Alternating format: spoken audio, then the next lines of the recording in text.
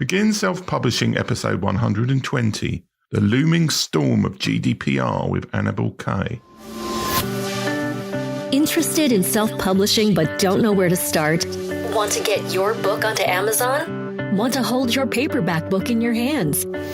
Learn how on the Begin Self-Publishing podcast with your host, Tim Lewis.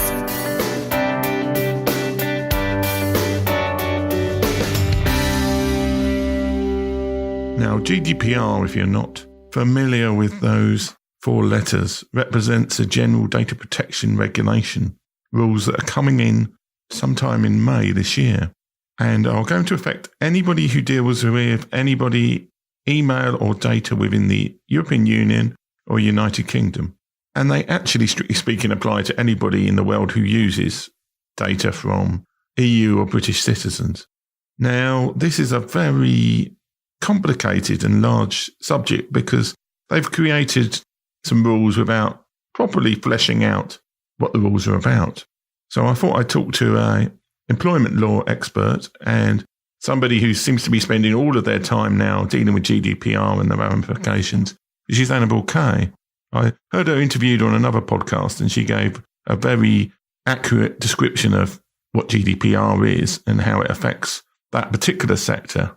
But obviously, authors and self-publishers are a different area and we have slightly different requirements. And also, there were questions that were asked there which wouldn't apply here and questions that weren't asked. So I thought I'd get on the show to talk about GDPR. Primarily, the new changes are designed to make sure that people aren't signed up to email lists that they didn't sign up to, that they know what they signed up to, and that companies manage to keep everybody's data secure. And it's too much for one interview. However, I think we do cover most of the pertinent details in this interview.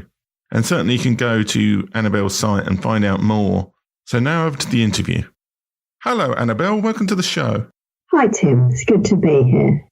Okay. So we're talking about the amazing, the exciting or not GDPR, which is General Data Protection Regulations. In simple terms, what changes does GDPR make and who is covered by it? In simple terms, it's a bit of a sea change because we've always, as businesses, rather assumed consent from people, and we've used their data in all sorts of ways to inform our marketing. And GDPR is a big pushback on that really wants the people whose data we're collecting to know we are and to give consent to some things that previously they've not had to consent to. And who's covered by it? Well, it covers every person in the world who is collecting data about EU citizens. And that includes the UK, even post-Brexit. Don't ask, that'll be another podcast. Right. That's the whole thing. So if you're collecting information, and that could include having an EU citizen on your email list, this applies to you, even if you're somewhere else in the world. Okay. And is it just electronic data that this refers to? I mean, if somebody's going around writing down in a book data about people, would that also be the case? It covers any format of data, electronic or manual, which allows you to identify an individual. So if you're doing the classic author, I met a man once and he said, that's not covered. But if it's, I met a man in the Green Man pub on Thursday and his dog was called George, and that would allow everyone in the Green Man to know who the guy was, that would be covered. So it's about identifiable living individuals. Okay. So if an author has an email list of subscribers, basically as a mailing list, they've built up on something like MailChimp. So people are signed up to this MailChimp list that they've got because they've read one of their books. What do they need to be doing now and considering going forward in terms of the changes? First of all, the author needs to check how the people got on the list, because we've all had different practices in the past. The ideal practice, but I don't think many of us have done it, is that everyone on your list is double opted in. And that means that when they join the list, they get another email going, do you really, really want to be on my list? You know the thing. Yeah. And they've clicked it. That's not the only way for things to be right, but it's the easiest way, because if I was to come to you and say, prove to me that everyone on your list has agreed to be on the list, the easiest way to do that would be to run the double opt-in report on MailChimp. And MailChimp's brilliant for that, by the way. But of course, in reality, that's not the only way to evidence consent. And consent is not the only way to get people on your list. So I'm getting a bit techie here. But if you're in MailChimp, you should be able to show how they got on the list. The consent thing is about marketing to people who've never bought your books before. There's a different set of rules for customers. So if you've got a list of people who might buy your books, then you need to be able to show that they've got on the list for a legitimate reason. Consent for marketing is really important. We have rules in the UK known as the PECR regulations, the Personal Electronic Communication Regulations. You've got similar rules in America on the spam front. You've got canned spam in Canada. The days of just being able to add people to your list and randomly spam them are going. If you're there, you need to stop that. If they've consented to be on your list and you're sending them what they agreed to have, you don't have a problem. But some of us have migrated, haven't we? We said, you want to be on our list for this, but over time we started sending that. And under GDPR, consent's going to be much more specific. Does that make any sense to you? Yeah. So you need to look at, am I sending them what I said I'd send them, or have I kind of migrated on? The big problem, I think, is not people who are opening your emails, which if you're a MailChimp user, you know perfectly well who they are. It's the people who aren't. Yeah.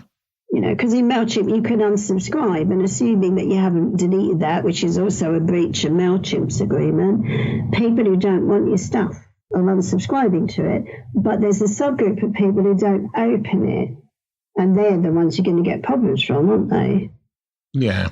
So, I mean, when you were saying about customers being different from like other people on the mailing list, the problem I suppose a lot of authors will have, and certainly sort of apply to me with the very few people who actually sign up to my email list, is that they sell the books through Amazon or a third party. So they may have signed up from a link in the books, but it's not customer data, I suppose, in as much as we've not sold them anything. It's been sold through a third party. Is that right? So that wouldn't be customer data in that case. Well, it could be, but if they've signed up from a link in the book, they sign themselves up. Yeah. So you haven't stuck them on a list and started spamming them with stuff they haven't asked for. So as long as, supposing it says in your book, if you want to know when I produce my next book, sign up, and that's what they've done, and that's what you're sending them, that's absolutely fine. The problems come if you decide, I don't know, I'm not making enough money from being an author, I'll try and sell them shoes. And all of a sudden you're sending them emails every day about buying my shoes. That's not what they signed up for. So how are you able to evidence what they signed up for? Is this a case that, and it's so long since I've done like the double opt-in. Well, I do the double opt-in, but setting it up. I mean, is this something that should be in the email that was sent back to them, or should it, or could you just show the link from where they signed up? How do you say that you didn't also? I mean, how does somebody know that? Let's say that you did put in your books, I will email you about books and selling shoes, for example. That's a bit weird, yeah. A bit weird. But let's say you did that, but then somebody complains that I signed up in this book and I got an email selling me shoes. How would you evidence that? Here's page 9 in the book. This is how you signed up. This is what it said. That's an easy one when you're publishing the book. Yeah.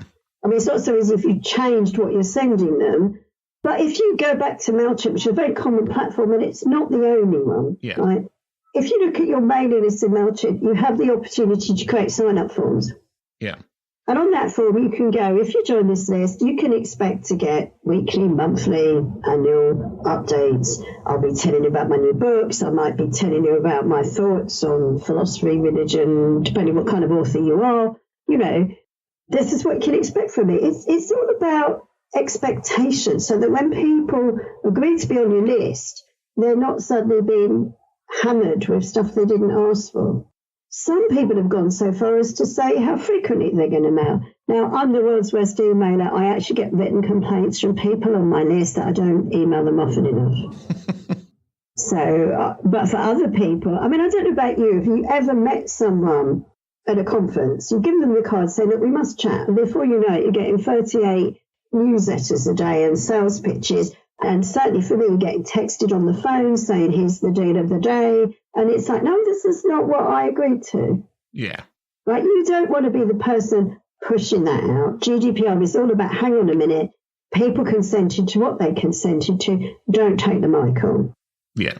Okay, so something we talked about, we had a pre-chatter a while ago, but why are there so many different opinions as to what GDPR means for small businesses? Well, the first reason is that in the UK, at least, the regulations that are implementing GDPR, and I am talking to you in February, and this is coming into effect towards the end of May, have not been finalised. So we are talking about what will it be as much as we're talking about what is it. So that's one reason. It's not finished. There's lots of draft guidance on things like consent. I'm fairly confident they're not going to change substantially, but they could. So different people have got different takes on that because lots of stuff's in draft. The second reason why you get a lot of opinions on GDPR is that it's really an attitude and system change. It's about collecting only the information you need. It's about using consent if there's no business necessity. And by the way, business necessity doesn't mean I need to know everything about everybody. It's a much more narrow term than that. It's about storing it securely. It's about not sharing it too widely. It's about not sharing it with third parties without people knowing that's going on. It's a systemic change. So what's happening? You know the old saying, to the man with a hammer, every problem is a nail? Yeah. So if you go to a cybersecurity expert, they'll go, it's all about securing your website. It's all about encrypting your email. If you go to a lawyer, they'll go, it's all about getting your contracts right. You need to make sure that you've dotted the I's and crossed the T's. If you go to a marketing specialist, they'll say, well, obviously no one's going to double opt in unless your lead magnets are fabulous. You need to hire me to make them better. So why you're getting different opinions is people are coming at it from different angles. And it's a bit like the old story of the 6 blind men and the elephant, isn't it? Some people have got the tail, some people have got the ears, and neither of those represent the elephant, but they're all parts of the elephant. Okay. And I really do think GDPR experts, myself included, are 6 blind men and the elephant, and I think I'm hanging on to the ears. So let's talk about the wider elephant then, because, I mean, I've kind of heard bits and pieces about all of these other areas. Now, obviously, you've got your bits of the elephant that you know about, what you've felt when groping around in the dark. How do things like contracts and website security, how are they broadly being affected by this? I mean, I'm not sure how much of this is relevant to authors, but some of it may be because a lot of self-publishers do all sorts of funky things online. Yeah, well, let's take, as it were, the cycle of the business of being an author if you're self-publishing. Yeah. So I'm going to assume you've written a book and somehow you've got it set into electronic or physical format and it's actually available for purchase, either through Amazon or directly or both. I mean, people do it in a variety of ways, don't they? Yeah. If you sit back and let your publisher, or yourself wait for sales, I don't know about you, but I wouldn't expect to get many. Part of being a self-published author is a self-marketed author, isn't it? Yeah. I don't know, maybe someone has got a different business model. So you go out there and what do? You might speak at conferences or book clubs or even in bookstores do book signings, wouldn't you? All with a view to selling your book. Now, if it's a physical book and you're in the bookstore, that may be the end of your exchange with the customer. You might even sign it, give them your autograph and off they go. But in the online world, that's not how things happen, is it? They might come to your website. You might have an inquiries form. Do you want to know more about what books I'm publishing next? You might add them to a mailing list, hopefully with their consent, and you might be mailing them because you are building an audience for your work. And in the modern world, we do that across all sorts of mediums. So you're going to have information about potential readers and possibly actual readers and customers somewhere coming through your website, maybe on your email list, maybe you have a physical mailing list, maybe you posted them a copy of your book. I don't know how else people deliver books. I'm sad to say I'm not an author, so I don't know. But you're going to have some data about the people who read your books. And if you've got stuff in the back of your books that sell on Amazon, people are coming to your list. Now, in the old days, despite the fact the law didn't really encourage it, you did what you wanted with that data. You might have swapped it with another author who was in a similar way. You might have collaborated. You might have bought a list if you're that kind of author. all this data is drifting about. You might have given it to your external VA to create some kind of advertising campaign. And the data your customers gave you was drifting, wasn't it? Yeah. Now, I'm not saying that was ever legal. It was always a bit shady in some areas. But as a small business, we kind of think we own the data. We do what we like with it. What GDPR is about fundamentally is the customer continues to own the data. You can only use it either with permission or with necessity. So in reality, you're kind of renting it is one way to look at it. And if you rent a flat, you can't knock down the walls without the landlord's consent. Yeah. So it's making the people who use data the equivalent of data renters rather than data freeholders, because the freeholder, for the first time, clearly established in European law, is the data subject, i.e., I own my data about me. I may consent for you to do certain things with it, but the fact I've consented for you to do some stuff with it doesn't mean you can do what you like with it. So I'm going to go off the scripted questions again, but the whole sort of authors sending giving their email addresses to other authors. I mean, that's clearly a sort of a bit of a no-no now, unless somebody specifically said, I suppose, in the consent that they may send this to other relevant authors in the genre or something along those lines. Absolutely. What is still unknown, because we're in draft, is whether you have to go right down to naming those authors, which would make life a bit difficult because you'd have to be psychic and know who to publish in the back of your book, or whether it's sufficient to go in the relevant genre. That's one of the grey areas. Yeah. I think it's a bit impractical to be psychic, but, you should be specific. But again, there's a bit of loose practice about that. Have you ever spoken to promote your book at an event and they've said to you, can't afford to pay you, darling, but we'll give you the delegate list? Mm. Well, unless the people at that event under GDPR have positively consented that should go on, when you use the data, you're going to be in the wrong, as well as the event organizer. Yeah, well, I've been at book signings and events where they've sent a bit of paper around with people to write their email addresses down, and then I found myself added to email lists, and I presume that kind of thing's probably yeah. Well, that place where you sign physically should now say this will get you added to the following email list. Yeah. I mean, I think that's a good thing. I mean, personally, I get about 1,000 spam emails a day. I'm not joking. I use electronic mail filters to help me actually read the emails from the people that I want to get emails from and respond. Yeah. Okay, so something that I know I need to do, and I know a load of other people need to do, is I think we have to be registering with the data protection officers, whatever EU nation or UK we are. But who should you be registering with if you're based in the EU, and if you're based outside, who should you be registering with, for example, the US? Okay, let's give a little bit of jargon to answer that question. If you're collecting data about me on the data subject, you're collecting it, so weirdly, you're called the data controller. I've never got that because I think I should be the data controller. It's my data. But anyway, if you give it to, say, your virtual assistant or your publishing assistant to use, in that capacity, they are the data processor.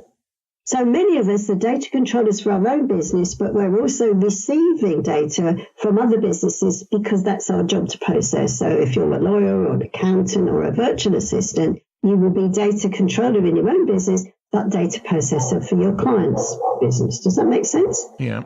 The reason why I'm saying this is if you are the data controller, you have to register if you're in the EU, in the country in which you're in. So I'm in the UK, I register with the Information Commissioner in the UK. If I was in Germany, I would register with the German Commissioner. And it's not necessary to register in more than one country. As the data processor, you don't have to register anywhere. If you are outside the EU and you are a big user of data, and I can't find a definition of what big means, because the world of the bureaucrat is not the world of the online marketeer. So I have clients who've got 2 million on their mailing list. Is that a big list or a small one? Nobody knows. But big users of data are supposed to appoint a data registrar, someone to be their representative inside Europe. Would many authors outside Europe be having mailing lists on that scale? Probably not. Maybe some of the publishing houses do. So they actually don't have to appoint a representative inside the EU. Notwithstanding this, the EU takes the view that their ability to fine for data breaches which is 4% of turnover or 20 million euros, not petty cash, extends right across the world. So we deal with Americans who go, well, they can come and find me. But of course, if you then want to do a European book tour and you've got a fine for €500,000 sitting waiting for you at the airport, that could be a bit of a fright, couldn't it? That's a lot of books to have to sell. I know. I mean, I just hope you're that good. In reality, though, I don't think the average small self-published person is going to get a knock on their door anytime soon. At least in the UK, the Information Commission has gone on public record and said from this May, when it comes in for the first year, their regime will be advisory rather than fining everybody. I think they're going to be very keen to find people who are breaching the current regulations, because one of the changes GDPR brings in is that there's no maximum fines. Yeah. So some people who got fined 60,000 last month will be fined 6 million after May for the same offence. I think that's where they're going to start. I don't think they're really knocking on every self-published author's door going, you're in breach. I think where you're going to get into problems is if you've got people complaining about you more than once and they're going to the Information Commissioner over and over, going, this person keeps sending me stuff, I can't get off the list, what do I do? One person probably won't get you fined, but if it's 100 or 1,000, at some point they're going to go, now look, you really have to stop this. And they will advise you to stop, and if you still don't stop, they will fine you. Yeah, so it's probably good to know who the information office is anyway, so you can complain about people.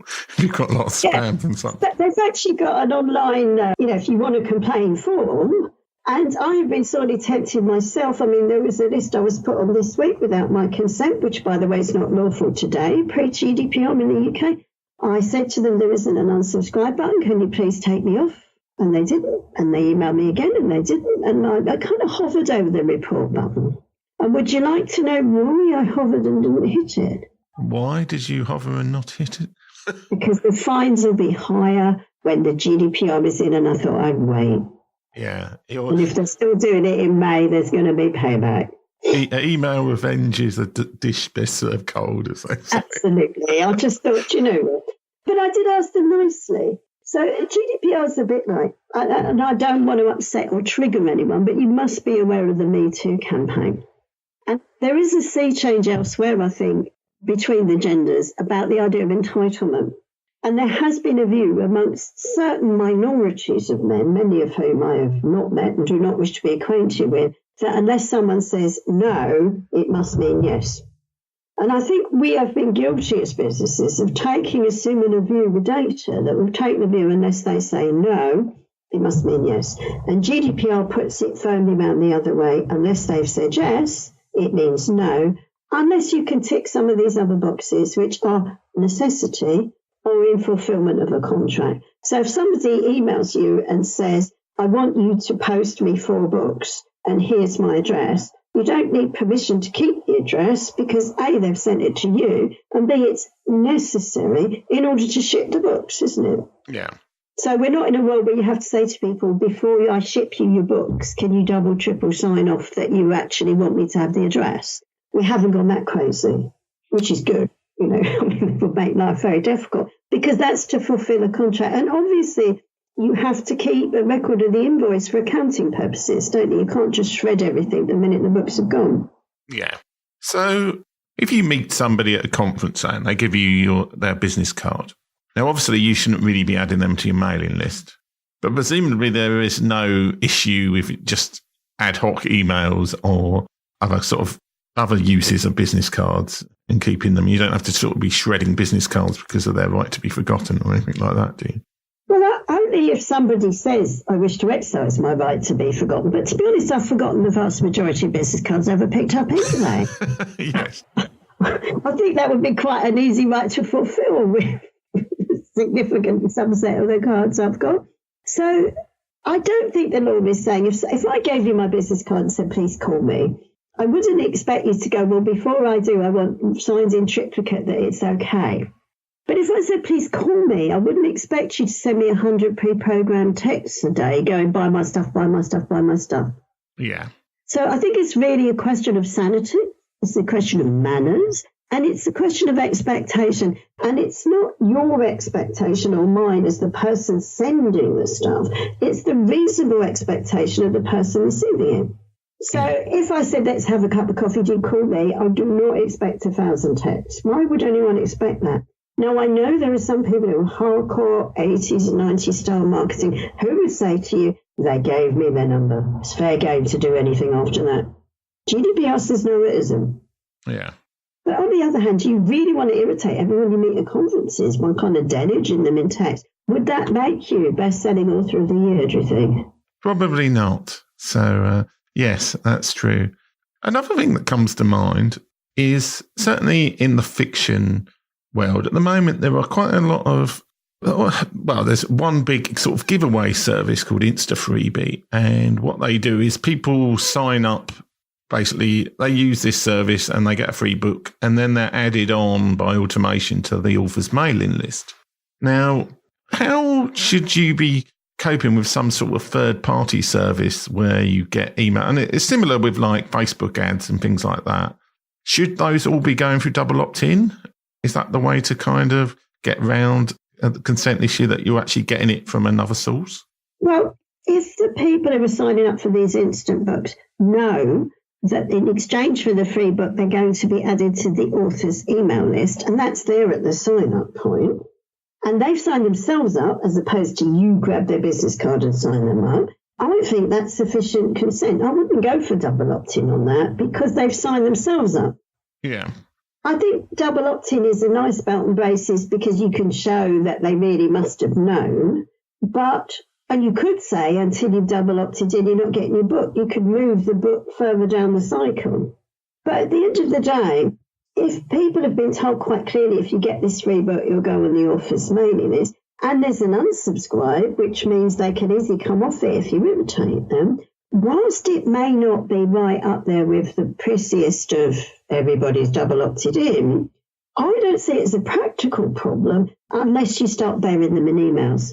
Yeah. I mean, I would like to see on that Insta thing, and the author will send you a monthly newsletter or a quarterly newsletter about their work, because that way you're not being taken by surprise. It's the ambush side of email marketing that causes friction, where you thought you were just getting a book and now you can't get off the mailing list. I mean, I signed up once about 4 years ago, and I always regretted, to an online webinar about how to have a successful online business. And I thought, brilliant. To this day, I can't get off the bloke's list.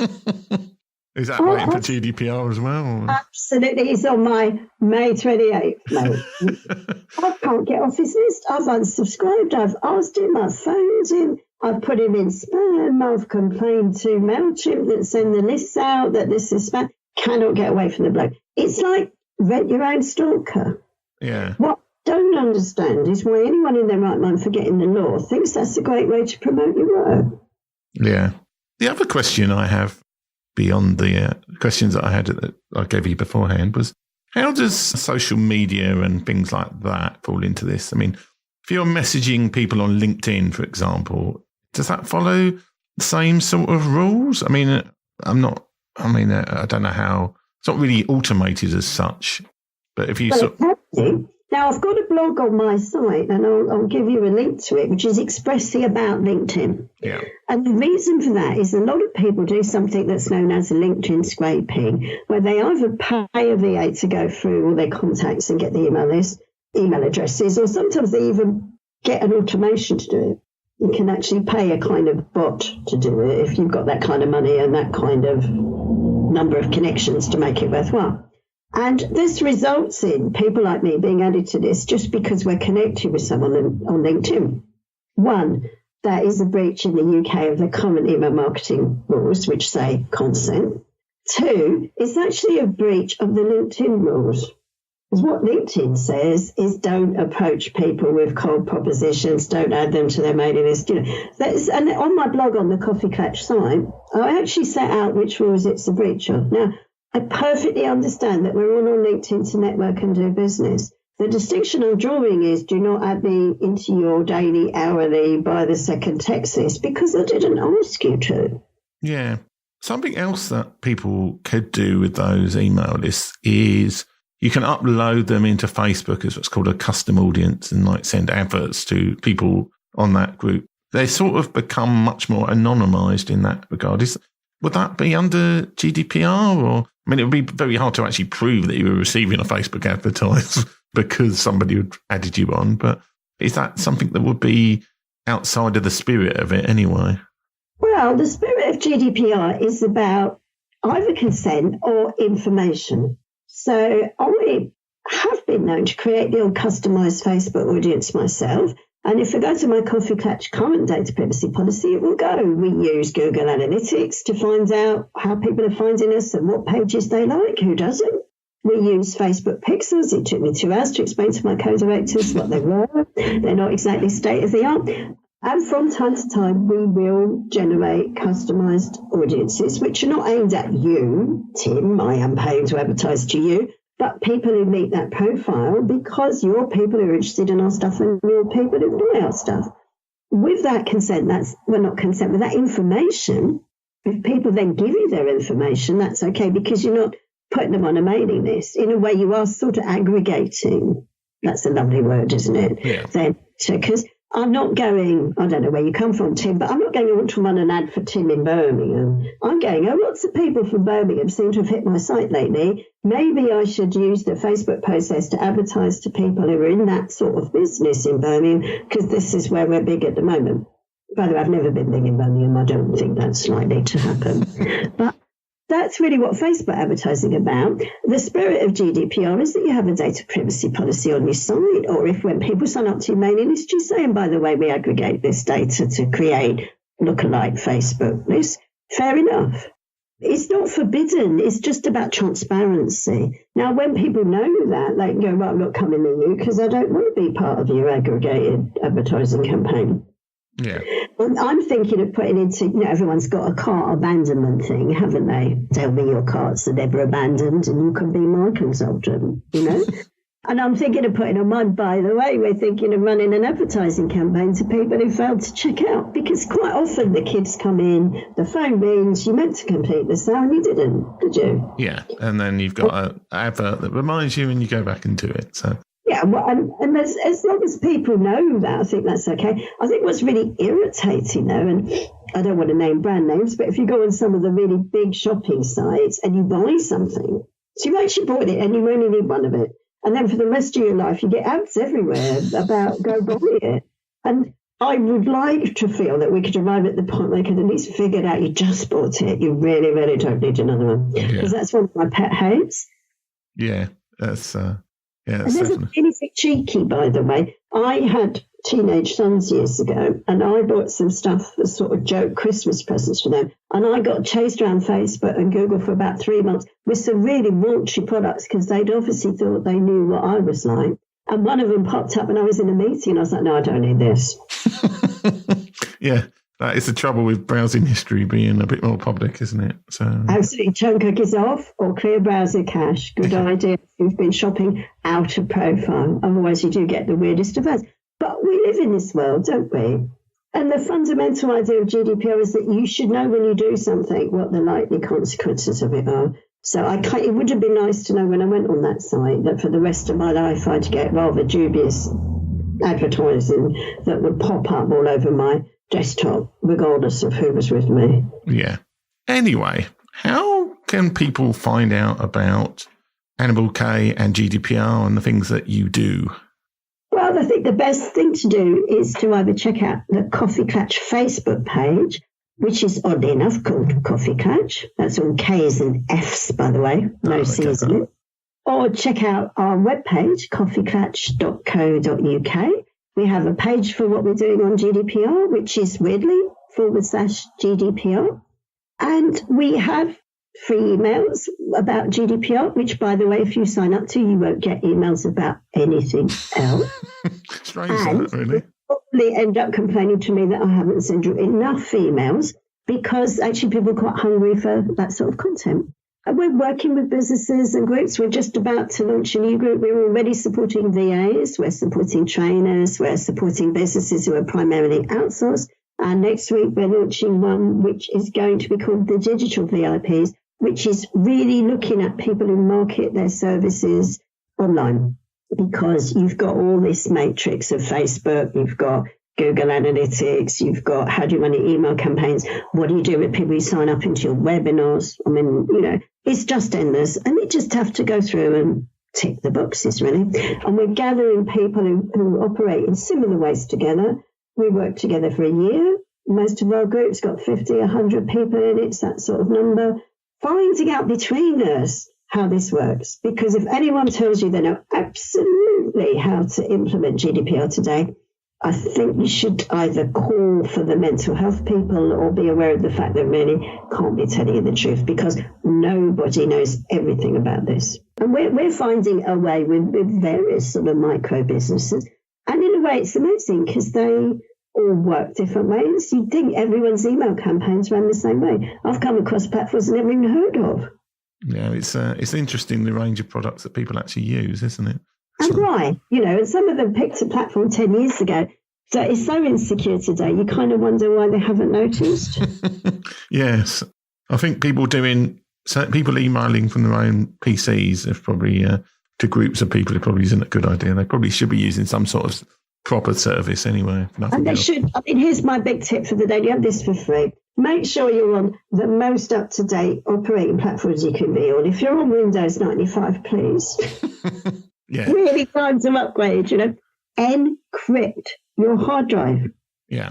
If you're on modern Windows 10 or the latest version of Apple, there's just a button called Turn on Encryption. By the way, do not do that when you're about to hit a deadline, because it took mine all night, right? Pick a moment when you're not going to do something. Encrypt your mobile phone. It's full of addresses and emails and personal data about all sorts of people. The biggest source of data loss is losing stuff. Yeah. Right? The Benefits Agency have done it. The Ministry of Defence have done it. What makes you think you won't? Yeah. But that's a whole nother issue over and above GDPR. I suppose if you're losing data, then... In GDPR, it says hold it securely. Yeah. So leave the train doesn't come under the heading of hold it securely. Yeah. So it's kind of the 101, I suppose, of GDPR. Make sure that you don't lose the data and end up being fined for that. Yes. And then maybe you wouldn't even be able to have the data on who it was you were supposed to pay. Who knows? Yeah. But that we collect tons of data. We are nosy businesses, even the tiniest ones. We just collect data because we can, and we hoard it.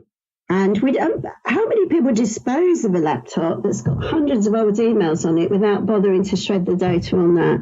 Yeah. Oh, well, I've always taken out all the old hard disks of any machines I've had, and then I kind of hit it with a hammer and things. For the hard drives. Yeah.